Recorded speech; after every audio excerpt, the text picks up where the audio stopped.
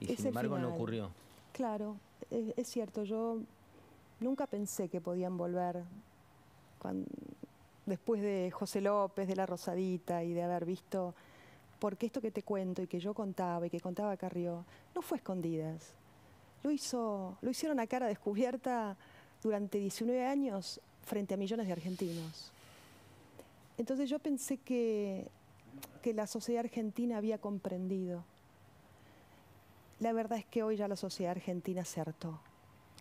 Y no solo se hartó la sociedad argentina, Cristina Kirchner ya está en ese final. Porque, por suerte, hubieron algunos jueces que han avanzado con las causas. Esto conecta directamente con Cuadernos, directamente con Otesur y los Sauces. Es decir, esto va a iniciar un efecto dominó irremediable, por eso es el final. Esta causa es histórica no solo porque va a condenar a la ladrona más grande de este país, que le ha significado el mayor dolor a la Argentina, sino porque es el inicio de la conexidad y apertura del resto de las causas que sí o sí van a tener que continuar, porque este es el delito precedente. Ella habla de un pelotón de fusilamiento del partido judicial. Mira, yo hace mucho tiempo dejé de responder. Sus pensamientos. Sí, lo importante es lo que han hecho, y se terminó la ficción y el relato.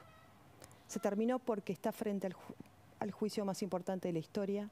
Ahí tuvo la oportunidad de defenderse y no lo hizo. Lo único que saben hacer, porque son estructuralmente violentos los tiranos, es intentar ensuciar e insultar. Es intrascendente ya, realmente es intrascendente. Lo único trascendente para la Argentina es que haya verdad, justicia, condena y recuperación de lo robado, ¿no? Porque estamos hablando de... es incalculable. Yo recuerdo en algún momento con nuestro equipo de la coalición cívica habíamos hecho un cálculo y ahora se nos fue, digamos, es tan enorme. Cuando se inicia la causa Cuadernos el número se disparó, pero hablamos de miles y miles de millones. ¿Y a qué crees que ella le teme más? ¿Le teme más al fallo? ¿Le teme más a la investigación del camino del dinero? ¿Le teme más a una cuestión familiar? Una persona moral y sin escrúpulos solo le teme al olvido. ¿A ese punto decís que llega? Sí, solo le teme al olvido, porque el amoral e inescrupuloso no le teme nada más que eso, ¿no? Y porque ya está atrapada por la locura.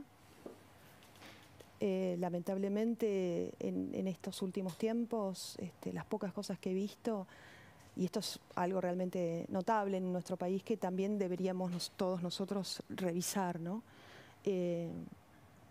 Todo este gobierno, la verdad es que no te pasa un psicofísico.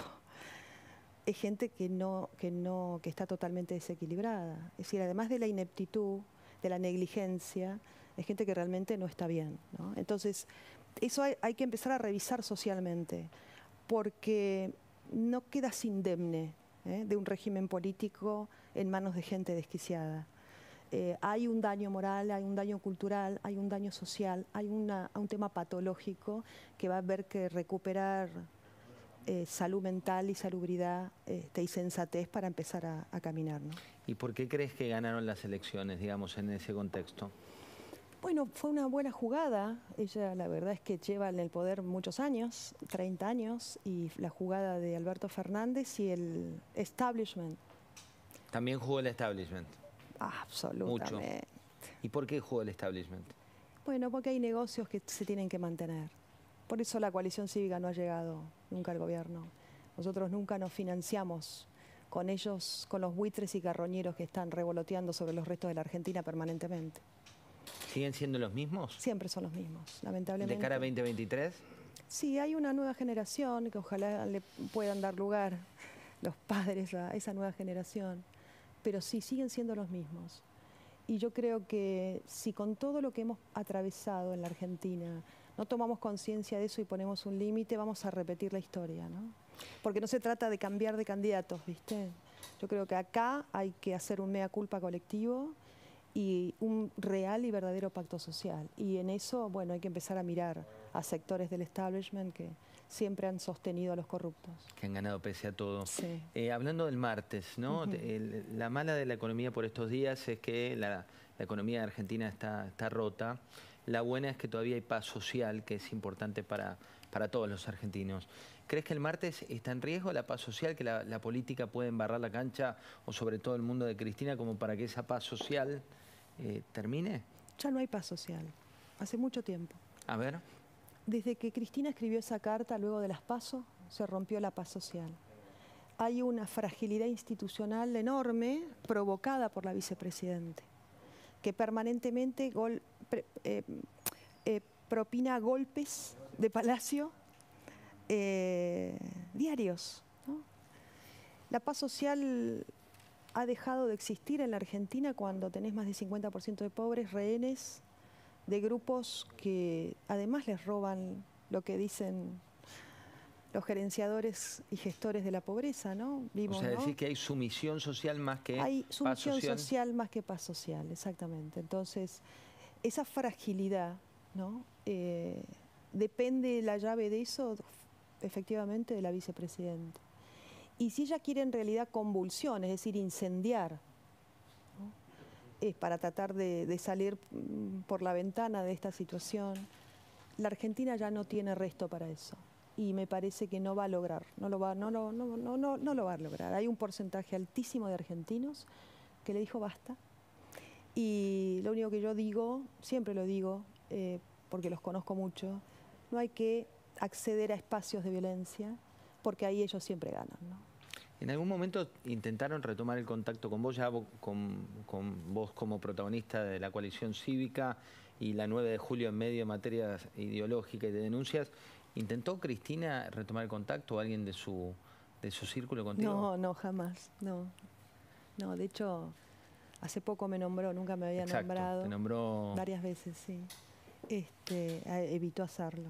No, no tiene nada que hablar conmigo, sabe que es imposible. Entonces, yo no dialogo con corruptos, menos con ella. Hablabas recién que en su momento te quedaste sola en Santa Cruz, no sola, sino con tu familia incipiente, ¿tenías que tu primera hija? Claro, mi primer hijo. Tu primer hijo. ¿Y Sí. hoy qué te dice tu hijo? Bueno, sufrieron mucho, porque tuvieron a una mamá presente 100%, a una mamá que, bueno, tuvo que salir a batallar y a luchar, y sufrían mucho los embates, a pesar que en mi casa no había televisión y yo los tenía bastante protegidos, ¿viste? Trataba de tenerlos en ese sentido cubiertos, tratar de armar una especie de burbuja. Y no hablaba de las cosas que yo hacía dentro de mi casa. De hecho, muchas cosas ellos se enteraron mucho tiempo después. De hecho, yo iba a la televisión y como en mi casa no había, ellos no sabían nada. Pero empezaron a sufrir las consecuencias de los ataques. Y bueno, sí, me lo cuestionaron muchas veces. Te dijeron, ¿para qué? Claro, ¿para qué? Y yo les dije, y hoy lo entienden, ¿no? Mi hija menor es una extraordinaria estudiante de Derecho, ama el derecho, y ahí me di cuenta, dije, bueno, creo que hice las cosas bien. Algo germinó. Algo germinó. Es un orgullo. Y mi hijo mayor, estudiante de física, es una extraordinaria persona, y son chicos maravillosos.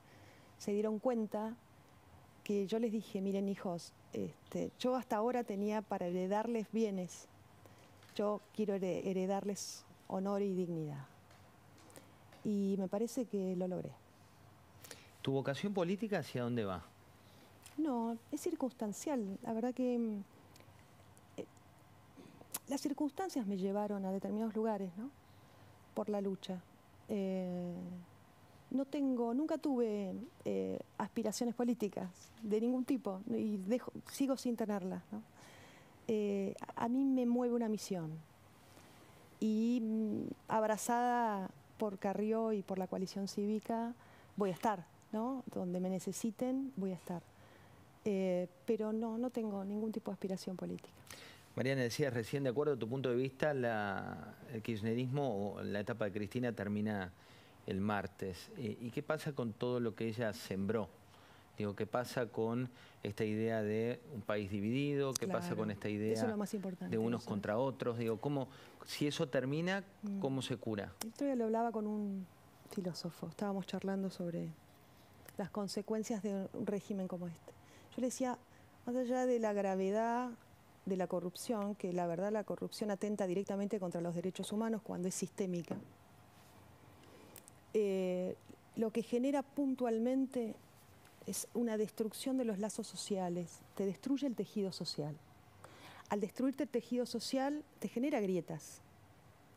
Y por eso vemos una sociedad dividida. La verdad es que no podemos hablar ya de comunidad en Argentina, porque te destruye los lazos, te destruye la posibilidad de gestar la comunidad y por ende a la sociedad. Entonces lo que vamos a tener que reconstruir, y me parece que es lo más importante, yo trato de hacerlo. Vos sabés que yo presido la Comisión de Intereses Marítimos. Todos saben dentro de la comisión, porque tengo compañeros allí que son del Frente de Todos. Y saben de mi perfil y que soy absolutamente una luchadora total, ¿no? Pero bueno, intenté y lo he logrado, trabajar y generar consensos, poniendo por delante el interés general. Y bueno, así pudimos lograr un dictamen de consenso sobre un proyecto puntual que es de trazabilidad de la pesca, con un proyecto que era de un diputado del Frente de Todos y también de una diputada del radicalismo. O sea, poniendo un poco el interés común. Y hablando de eso, Santa Cruz hoy, porque nosotros hablamos mucho de Santa Cruz, pero conocemos poco. Los que conocen son quienes viven allá, quienes se cubren desde allá. Digo, se habla del mausoleo, se habla de las tierras, lo contaba el fiscal Luciani, todas las tierras que son sinónimo de corrupción, se habla de una gobernación que tuvo muy pocas clases, pero contanos vos esa realidad que es lejana en lo geográfico, pero cercana respecto a un modelo de país. Qué loco, ¿no? Pues, recién cuando decías esto yo pensaba, Santa Cruz, que tiene una de las maravillas del mundo, que es el glaciar Perito Moreno, se vio oscurecida por la corrupción y los relatos del mausoleo. O sea, hoy parte del circuito turístico tiene que ver con la ruta de la corrupción en Santa Cruz. O sea que la gente que va a ver esas cosas. Las mansiones, los bienes, las propiedades, las estancias, el mausoleo. Santa Cruz es eso, es una provincia empobrecida, sin agua, sin cloacas, sin obras de infraestructura, habiendo sido beneficiada. Esta causa es eso, ¿no? Hablamos de 46.000 millones que fueron direccionados a Lázaro Báez por obras viales. Una provincia no tiene rutas, que no tiene calle. Pero ella decía que uno va y las obras están, que las podés mirar. Eso lo dijo a la justicia. Sí, la justicia de hecho comprobó que no. De las 51 obras, 26 directamente las abandonaron. Y el resto son tan malas que tienen que estar permanentemente arreglándolas, ¿no? Y otras que no tienen sentido. Hay una ruta que termina en la nada, que está en Puerto Deseado. Me acuerdo una ruta puntual en Ripiado que salía de la ruta debajo de la estancia Cruzay, que camino al Calafate, y de ahí conectaba a Piedra Buena. En ese momento eran de 200 millones de pesos, había que hacer la conversión a dólar hoy, y no habían hecho nada. Remediación de canteras, 1.200 millones. O sea, vos vas, ¿qué es remediación de canteras? Tapar pozos. Es decir, el pozo que hacen para hacerte una ruta, luego te abrían una licitación para remediación de cantera. Una cosa, un delirio. Destruyeron la provincia. Vos vas a Santa Cruz, la provincia, como yo te decía, era absolutamente próspera, y hoy tenés asentamientos, chicos comiendo de la basura, pobreza, indigencia, pero lo peor que tiene Santa Cruz, y esto fue un estudio que hicimos, tiene depresión. Tenés ciudadanos deprimidos, ciudadanos que eran condenadamente optimistas, porque vivir en Santa Cruz, ¿no? Con esa temperatura, a casi 3.000 kilómetros de donde vive Dios, que es la ciudad de Buenos Aires, ¿no? Vos tenías alguna afección, tenías que viajar a tomate el avión, lo primero que te decían, ¿no? Venían a los médicos acá. De hecho, por ahí quedábamos aislados por la nieve, en las rutas era imposible llegar, estábamos lejísimos. Entonces había que ser un tipo muy optimista, con mucha garra. Bueno, eso se quebró. Eso lo quebró el kirchnerismo. ¿Y vos crees que Cristina hoy está nerviosa? Digo, la conocés mucho, digo, la vimos hablando y por primera vez hace fallidos, que es una excelente oradora, hay que decirlo también, y cometió fallidos, hablaba, y algunas imprecisiones como decir que seguía en Twitter o en redes sociales el fiscal, y el fiscal no tiene redes, por ejemplo. Mira, ¿está sola, mal asesorada? Sí, mira, yo los enfrenté con todo el poder, y cuando ella no titubeaba, y hoy está en el suelo. Yo ya a este punto no me interesa más. ¿Qué querés que te diga, no? Porque hoy ves mucho corajudo, valiente con coraje ajeno, ¿no? Y yo hoy veo una persona vencida. Para ir cerrando, Mariana, se viene el fallo, Sí. digamos, se habla mucho y algunos dirigentes de la Cámpora te dicen, bueno, si el fallo es por asociación ilícita, no es lo mismo que ser la jefa, por ejemplo, si no la inhabilitan para los cargos públicos, es distinto, digamos. ¿Cuál es el fallo que a vos te parece sería el que, de acuerdo a tu punto de vista, da una esperanza en términos republicanos para vos que venís investigando y cuestionando? A ver, una es administración fraudulenta. ¿Qué significa? Ladrona. ¿No? Y la otra es jefa de una asociación ilícita, que es la realidad. Para mí, por supuesto, cabe, como pidió el fiscal Luciani, una condena de 12 años por ser jefa de la asociación ilícita que destruyó la Argentina y perpetró el latrocinio más grande de la historia. Yo creo que están contando cuestiones en la pérdida total. La verdad, me parece absolutamente irrelevante. Pero bueno, yo este momento lo vivo con mucha paz interior y con la tarea cumplida. Nosotros, la verdad es que trabajamos muy arduo en la coalición cívica, Paulo Oliveto, Fernando Sánchez, Mariana Stillman, ¿no? Elisa Carrió, ya desde el 2004, luego la denuncia de asociación ilícita en el 2008, yo me sumo en el 2007. Para mí es extraordinario orgullo que siento pertenecer a este espacio político y poder abrir una luz de esperanza para los argentinos. Yo creo que eso va a suceder y que la Argentina deje de cerrar las puertas porque se nos están yendo muchos chicos, muchos amigos, mucha gente de la Argentina. Y necesitamos recuperar seguridad jurídica, vuelvan las inversiones y volver a traer a toda esta gente que se nos ha ido, que la necesitamos para reconstruir. Sí. Mariana, un placer haberte tenido. No, por favor, a vos. Gracias. Información urgente en la pantalla de La Nación Más. Mirá.